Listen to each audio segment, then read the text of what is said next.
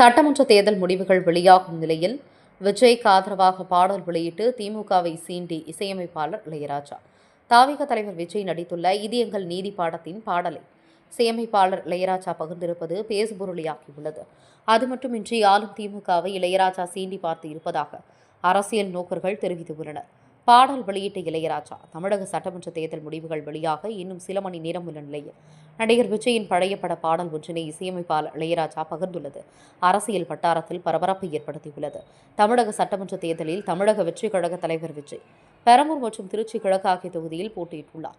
தேர்தல் முடிவுகள் வரும் மே 4ஆம் தேதி வெளியாக உள்ளது. இந்த சூழலில் 1988ஆம் ஆண்டு விஜய் சிறுவயதில் நடித்தார். இது எங்கள் நீதி திரைப்படத்தில் இடம்பெற்ற ஒரு பாடலை இளையராஜா தன்னுடைய யூடியூப் பக்கத்தில் தற்போது பகிர்ந்துள்ளார். இளையராஜா பகிர்ந்துள்ள அந்த பாடலில் சின்ன தம்பி உன்னை நம்பி இந்த நாடு காத்திருக்கு என்ற வரிகள் இடம்பெற்றன. தேர்தல் முடிவுகளுக்காக ஒட்டுமொத்த தமிழகமும் காத்திருக்கும் வேளையில் நாடு காத்திருக்கு என்ற வரிகள் கொண்ட பாடலை இளையராஜா வெளியிட்டிருப்பது தற்செயலானது அல்ல என்று இணையவாசிகள் கருதுகின்றனர். இது விஜயின் அரசியல் வருகைக்கு இளையராஜா தெரிவிக்கும் மறைமுக ஆதரவா என்ற கேள்வியும் சமூக ஊடகங்களில் வைரலாகி பெரும் பரபரப்பை ஏற்படுத்தியிருக்கிறது.